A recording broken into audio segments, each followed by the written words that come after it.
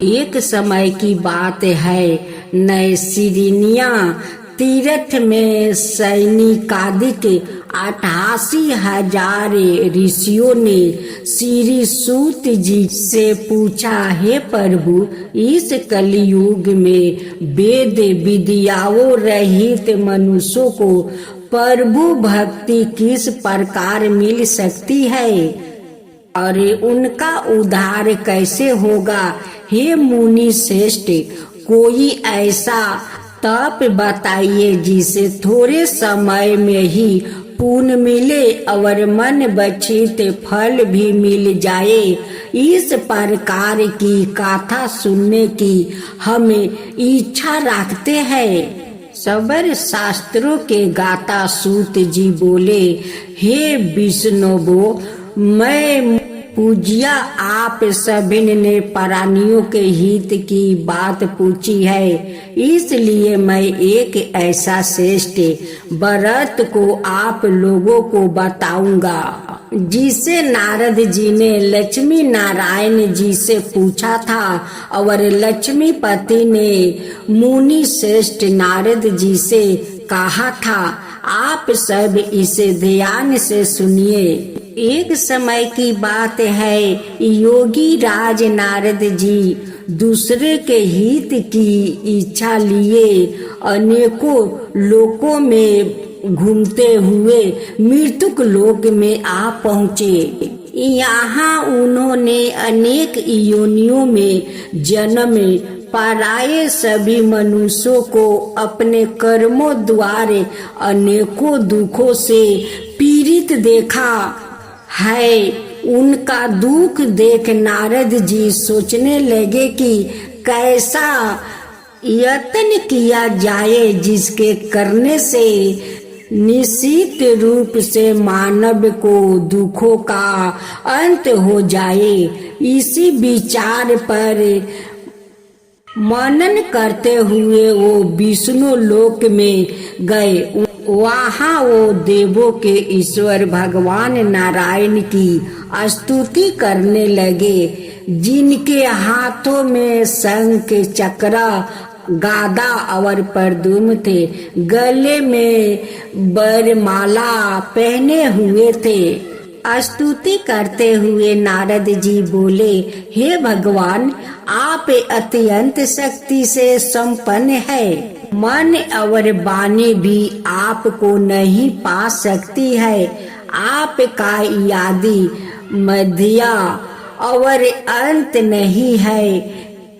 निर्गुण स्वरूप सृष्टि का कारण, भक्तों के दुख को दूर करने वाले आपको मेरा नमस्कार है। नारद जी की स्तुति सुन विष्णु भगवान बोले, हे मुनि श्रेष्ठ, आपका मन में क्या बात है?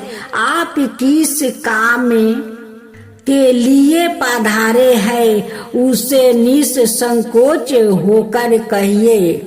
इस पर नारद मुनि बोले कि मृत्यु लोक में अनेक योनियों में जन्मे मनुष्य अपने कर्मों के द्वारा अनेकों दुख से दुखी हो रहे हैं।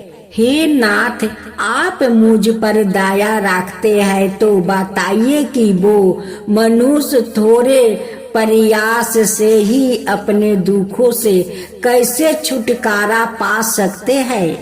श्री हरि बोले, हे नारद, मनुष्यों की भलाई के लिए तुमने बहुत अच्छी बात पूछी है। जिसके करने से मनुष्य मोह से छूट जाता है, वो बात मैं कहता हूँ, उसे सुनो। स्वर्ग लोक मृत्यु लोक दोनों में एक दुर्लभ उत्तम व्रत है जो पुण्य देने वाला है।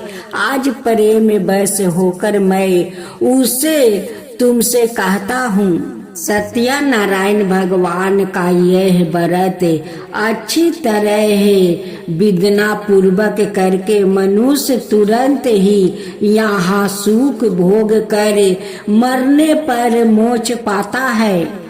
श्री हरि के वचन सुन नारद जी बोले कि उस व्रत का फल क्या है और उसका विधान क्या है, यह व्रत किसने किया था, इस व्रत को किस दिन करना चाहिए, सभी कुछ विस्तार से बताइए। नारद की बात सुनकर श्री हरि बोले, दुख वो शोक को दूर करने वाला यह व्रत सभी स्थानों पर विजय दिलाने वाला है।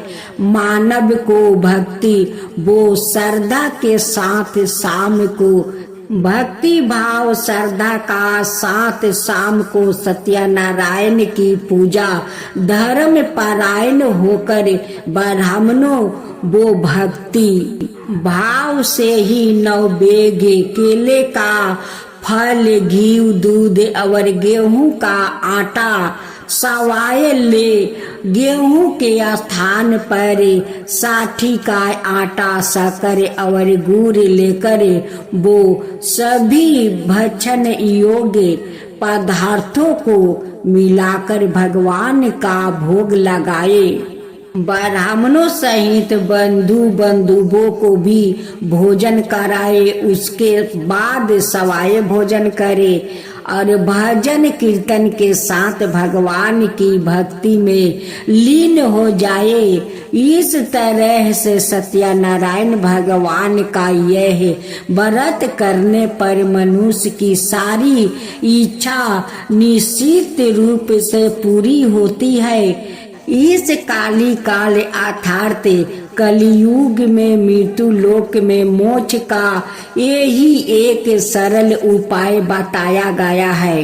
अब दूसरा अध्याय। सत्यनारायण भगवान की जय हो, सत्यनारायण भगवान की जय हो। सूत जी बोले, हे ऋषियों, जिसने पहले समय में इस व्रत को किया था उसका इतिहास कहता हूँ, ध्यान से सुनो। सुंदर काशीपुरी नगरी में एक अत्यंत निर्धन ब्राह्मण रहता था।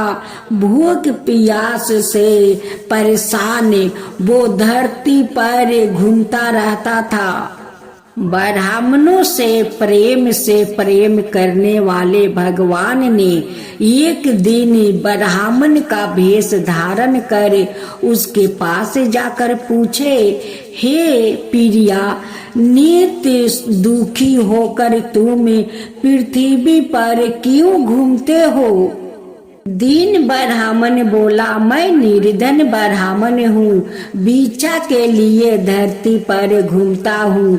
हे भगवान, यदि आप इसका कोई उपाय जानते हो तो बताइए। वृद्ध ब्राह्मण कहता है कि सत्यनारायण भगवान मनोवांछित फल देने वाले हैं, इसीलिए तुम उनका पूजन करो। इसे करने से मनुष्य सभी दुखों से मुक्त हो जाता है। वृद्ध ब्राह्मण बनकर आए सत्यनारायण भगवान उस निर्धन ब्राह्मण को व्रत का सारा विधान बताकर अंतर ध्यान हो गए। ब्राह्मण मन ही मन सोचने लगा कि जिस व्रत को वृद्ध ब्राह्मण करने को कह गया है, मैं उसे जरूर करूँगा। यह निश्चय करने के बाद उस रात में नींद नहीं आई। वो सवेरे उठकर सत्यनारायण भगवान का व्रत का निश्चय कर भिक्षा के लिए चल गया। उस दिन निर्धन ब्राह्मण को भिक्षा में बहुत धन मिला, जिसे उसने बंधुओं के साथ मिलकर श्री सत्यनारायण भगवान का व्रत संपन्न किया। भगवान सत्यनारायण का व्रत संपन्न करने के बाद वो निर्धन ब्राह्मण सभी दुखों से छूट गया और अनेक प्रकार की संपत्तियों से युक्त हो गया। उस समय से यह ब्राह्मण हर माह इस व्रत को करने लगा। इस तरह से सत्यनारायण भगवान के व्रत को जो मनुष्य करेगा वो सभी प्रकार का पापों से छूट कर मोक्ष को प्राप्त होगा। जो मनुष्य इस व्रत को करेगा वो भी सभी दुखों से मुक्ति हो जाएगा। सूत जी बोले कि इस तरह से नारद जी से नारायण जी का कहा हुआ। श्री सत्यनारायण व्रत को मैंने तुमसे कहा है, हे विप्रो, मैं अब और क्या कहूँ। ऋषि बोले, हे मुनिवर, संसार में उस विप्र से सुनकर और किस ने इस व्रत को किया है, हम सब इस बात को सुनना चाहते हैं। इसके लिए हमारे मन में श्रद्धा का भाव है। सूत जी बोले, हे मुनियों, जिस ने इस व्रत को किया है ओ सब सुनो। एक समय यही विप्र धन वो ईश्वर के अनुसार अपने बंधुओं के साथ इस व्रत को करने को तैयार हुआ। उसी समय एक लकड़ी बेचने वाला बूढ़ा आदमी आया और लकड़ियां बाहर रख कर अंदर ब्राह्मण के घर में गया। प्यास से दुखी वो लकड़हारा उनको व्रत करते देखा।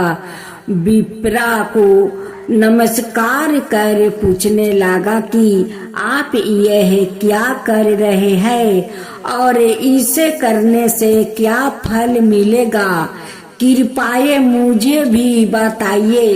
ब्राह्मण ने कहा कि सब मनोकामनाओं को पूरा करने वाला यह सत्यनारायण भगवान का व्रत है। इनकी कृपा से ही मेरे घर में धन आए आदि की वृद्धि हुई है।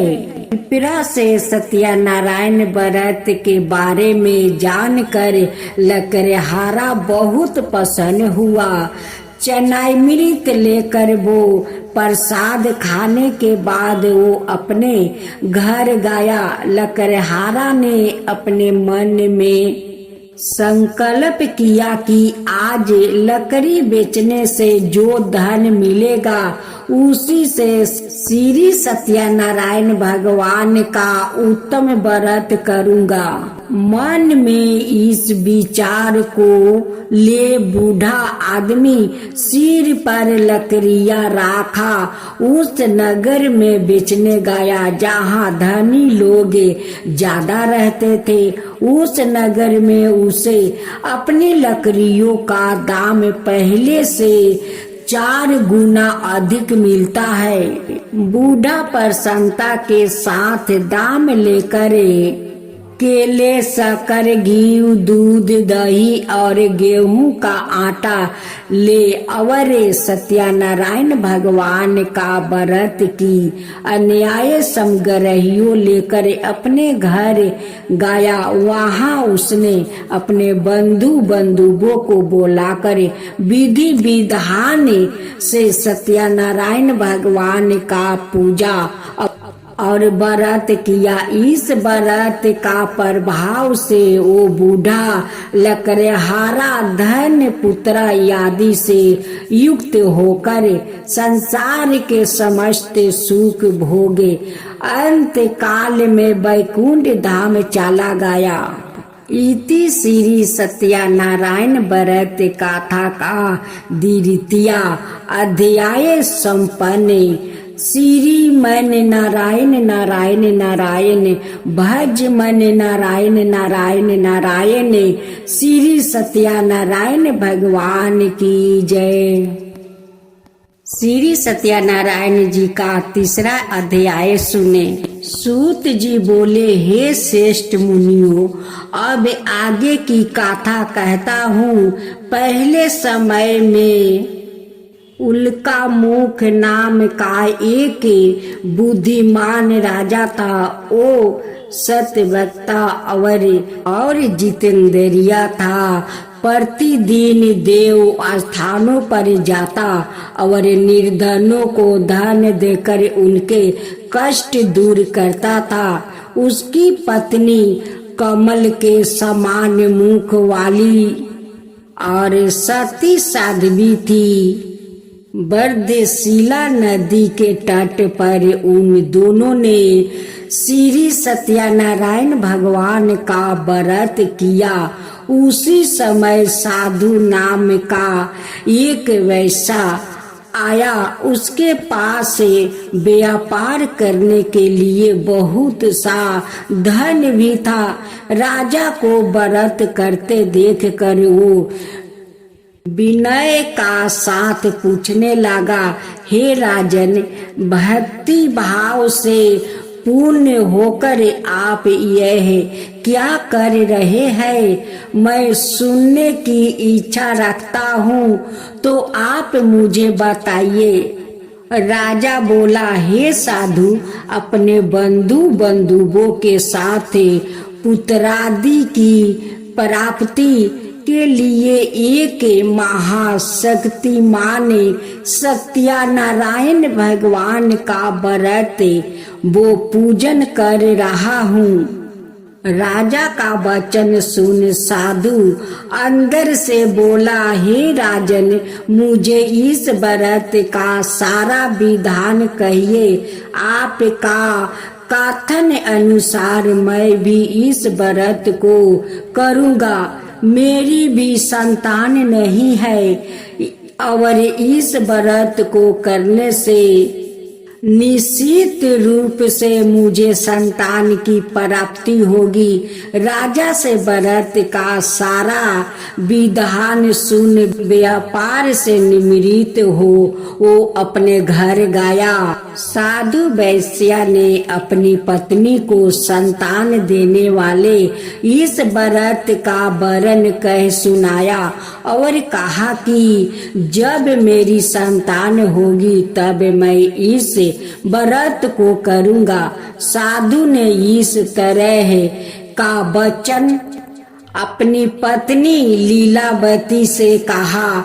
एक दिन लीलावती पति के साथ अनन्वित हो सांसारिक धर्म में प्रवृत्त होकर सत्यनारायण भगवान की कृपा से गर्भवती हो गई। 10वें महीने में उसने गर्भ से एक सुंदर कन्या ने जन्म लिया। दिनों दिन वो ऐसे बढ़ने लगी जैसे कि शुक्ला पक्ष का चंद्रमा बढ़ता है। माता पिता ने अपनी कन्या का नाम कालावती रखा। एक दिन लीलावती ने मीठे शब्दों में अपने पति को याद दिलाया कि आपने सत्यनारायण भगवान का जिस व्रत को करने का संकल्प किया था उसे करने का समय आ गया है। आप इस व्रत को करिए। साधु बोला कि हे प्रिय, इस व्रत को मैं उसके विवाह पर करूँगा। इस प्रकार अपनी पत्नी को आश्वासन देकर वो नगर को चला गया। कालावती पिता के घर में रहे वृद्ध हो प्राप्त हो गई। साधु ने एक बार नगर में अपनी कन्या को सखियों के साथ देखा तो तुरंत ही दूत को बुलाया और कहा कि मेरी कन्या के योग वर देख कर आओ। साधु की बात सुनकर दूत कंचन नगर में पहुंचा और वहां देखभाल कर लड़की के सुयोग्या बानिक पुत्र को ले आए। सुयोग्या लड़के को देखे साधु ने बंधु बंधुओं को बोला करे अपनी पुत्री का विवाह करा दिया। लेकिन दुर्भाग्य की बात है कि साधु ने अभी भी सत्यनारायण भगवान का व्रत नहीं किया। इस पर श्री भगवान क्रोधित हो गए और श्राप दिया कि साधु को अत्यधिक दुख मिले। आपने कार्य में कुशल साधु बिना जमाई को लेकर समुन्दर के पास स्थिति होकर रत्नासारपुर नगर में गया। वहां जाकर दामाद ससुर दोनों मिलकर चंद्र केतु राजा के नगर में व्यापार करने लगे। एक दिन भगवान सत्यनारायण की माया से एक चोर राजा का धन चोराकर भाग रहा था। उसने राजा के सिपाहियों को अपना पीछा करते देखा। चोराया हुआ धन वहां रख दिया जहां साधु अपने जमाई के साथ ठहरा हुआ था। राजा के सिपाहियों ने साधु वेश्या के पास राजा का धन पारा देखा तो वो ससुर जमाई दोनों को बांध कर प्रसन्नता से राजा के पास ले गया और कहा कि उन दोनों चोर हम पकड़ लाए हैं, आप आगे की कार्यवाही की आज्ञा दे। राजा की आज्ञा से उन दोनों को कठिन कारावास में डाल दिया गया और उनका सारा धन भी उसने छीन लिया गया। सत्यनारायण भगवान से श्राप से साधु की पत्नी भी बहुत दुखी हुई। घर में जो धन रखा था उसे चोर चोरा ले गया। शारीरिक और मानसिक पीड़ा वो भूख प्यास से अति दुखी हो अन्न की चिंता में कालावती के ब्राह्मण के घर गई। वहां उसने श्री सत्यनारायण भगवान का व्रत होते देखा। फिर कथा भी सुनी। वो प्रसाद ग्रहण कर वहां रात को घर वापसी आई। माता के कालावती से पूछा कि हे पुत्री, अब तक तुम कहाँ थी? तेरे मन में क्या है? कालावती ने अपनी माता से कही, हे माता, मैंने एक ब्राह्मण का घर में श्री सत्यनारायण भगवान का व्रत देखा है। कन्या का वचन सुन लीलावती भगवान के पूजन की तैयारी करने लगी। लीलावती ने परिवार वो बंधुओं सहित सत्यनारायण भगवान का पूजन किया और उसने वर मांगा कि मेरे पति और जमाई शीघ्र घर आ जाए। साथ ही यह भी प्रार्थना की कि हम सब का अपराध क्षमा करे। श्री सत्यनारायण भगवान इस व्रत से संतुष्ट हो गया और राजा चंद्रकेतु को सपने में दर्शन दिया।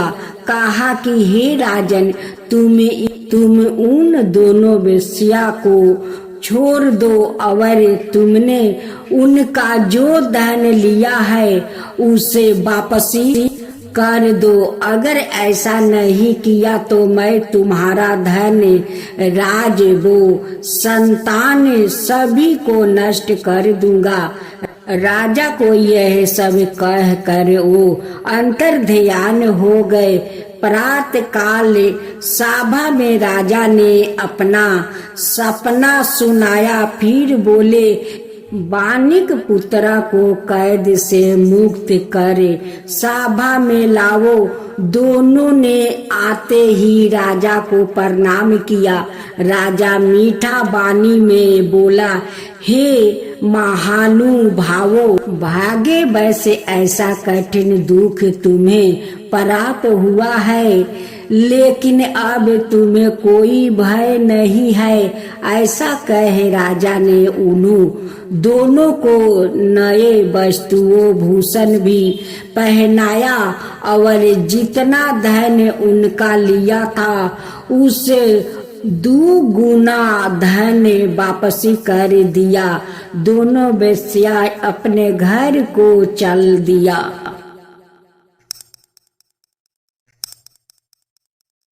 श्री सत्यनारायण भगवान का चौथा अध्याय का था। श्री सत्यनारायण भगवान की जय। श्री सत्यनारायण भगवान की जय। सूत जी बोले, वेश्या ने मंगलाचार कर अपनी यात्रा आरंभ की है और अपने नगर की ओर चल दिया है। उनके थोड़ी दूर जाने पर एक दंडी भेषधारी सत्यनारायण ने उनसे पूछा, हे साधु, तेरी नाव में क्या है? अभी बानी बनी के हंसता हुआ बोला, हे दंडी, आप क्यों पूछते हो? क्या धन लेने की इच्छा है? मेरी नाव में तो बेल और पत्ते भरे हुए हैं। वेश्या के कठोर वचन सुन भगवान बोले, तुम्हारा वचन सत्य हो दंडी। ऐसे वचन कहे वहाँ से दूर चला गया। कुछ दूर जाकर समुंदर के किनारे बैठ गया। दंडी के जाने के बाद साधु वेश्या से नीति क्रिया के पश्चात नाव को ऊंची उठाते देख कर अचंभा माना और नाव में बेल पत्ते आदि देखा। वहाँ मूर्छित हो जमीन पर गिर पड़ा। मूर्छ खोलने पर वो अत्यंत शोक में डूब गया।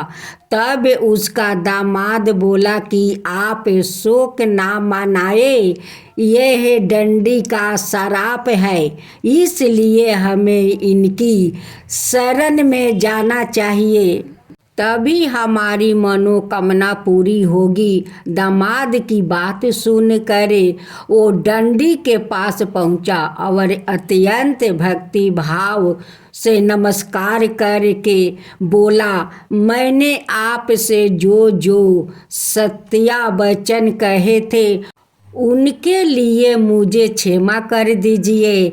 ऐसा कहकर महान शोका तुर हो रोने लगा।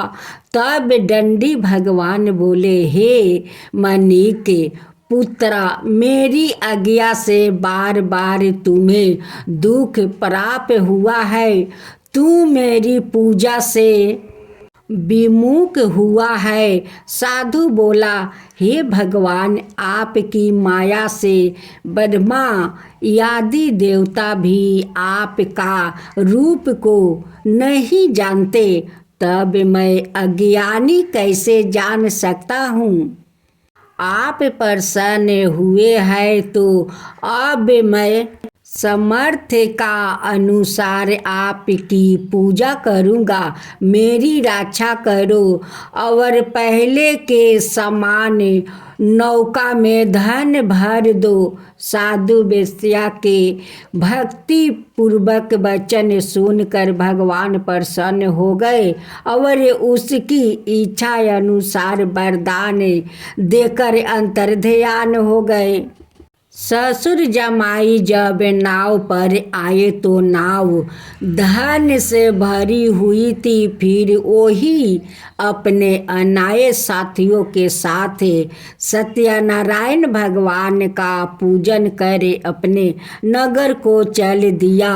जब नगर के नजदीक पहुँचे तो दूत को घर पर खबर करने के लिए भेज दिया। दूत साधु की पत्नी को प्रणाम कर कहता है कि मालिक आपने दामाद सहित नगर के निकट आ गए हैं।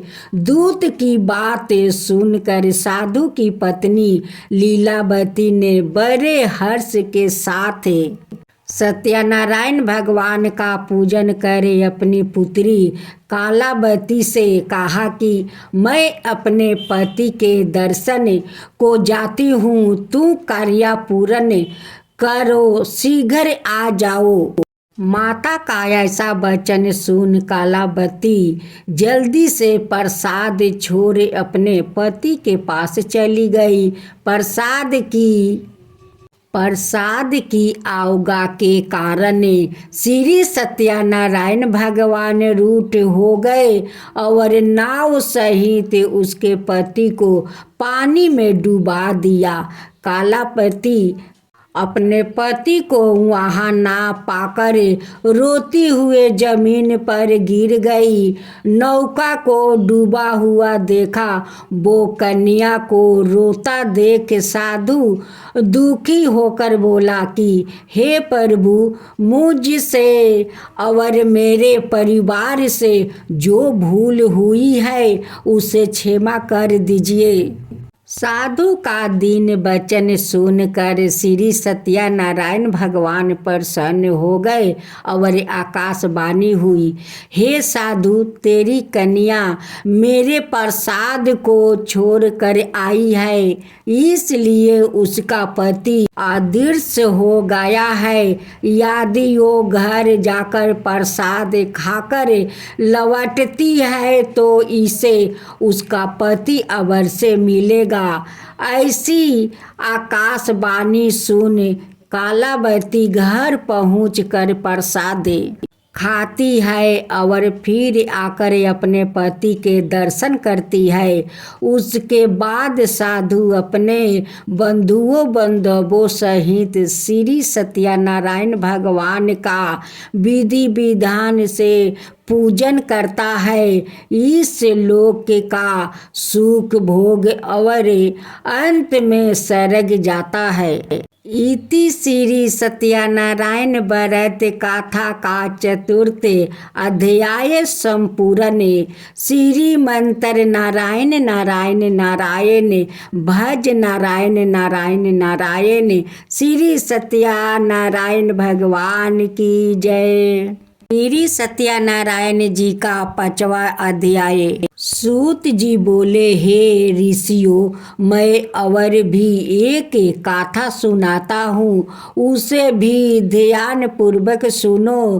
प्रजा पालन में लीन तुलिंग ध्वज नाम का एक राजा था। उसने भी भगवान का प्रसाद त्याग कर बहुत ही दुख सहन किया है। एक बार वन में जाकर वन्य पशुओं को मार कर वो बर के पेड़ के नीचे आया। वहाँ उसने ग्वालों सहित सत्यनारायण भगवान का पूजन करते देखा। अभिमान बस राजा ने उन्हें देख कर भी पूजा स्थान में नहीं गया और ना ही उसने भगवान को नमस्कार किया। ग्वाले ने राजा को प्रसाद दिया, लेकिन उसने वो प्रसाद नहीं खाया और प्रसाद को वो ही छोड़े वहाँ अपने नगर को चला गया। जब वो नगर में पहुंचा तो वहाँ सब कुछ तहस नहस हुआ पाया तो वो शीघ्र ही समझ गया कि यह सब भगवान ने ही किया है। वो दोबारा ग्वालों के पास पहुंचा और विधि पूर्वक पूजा करके प्रसाद खाया तो श्री सत्यनारायण भगवान की कृपा से सब कुछ पहले जैसा हो गया। दीर्घ काल तक सुख भोगने के बाद मरणोपरांत उसे स्वर्ग लोक की प्राप्ति हुई। जो मनुष्य परम दुर्लभ इस व्रत को करेगा तो भगवान सत्यनारायण की अनुकंपा से उसे धन धनाई की प्राप्ति होगी। निर्धन धनी हो जाता है और भय मुक्त हो जीवन जीता है। संतान हीन मनुष्य को संतान सुख मिलता है और सारे मनोरथ पूर्ण होने पर मानव अंत काल में वैकुंठ धाम को जाता है। सूत जी बोले, जिन्होंने पहले इस व्रत को किया है अब उन्हें दूसरे जन्म की गाथा कहता हूँ। वीर सातानंद ब्राह्मण ने सुदामा का जन्म लेकर मोक्ष की प्राप्ति की।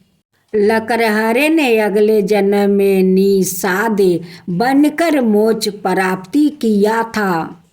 उल्का मुख नाम का राजा दशरथ होकर वैकुंठ गया था।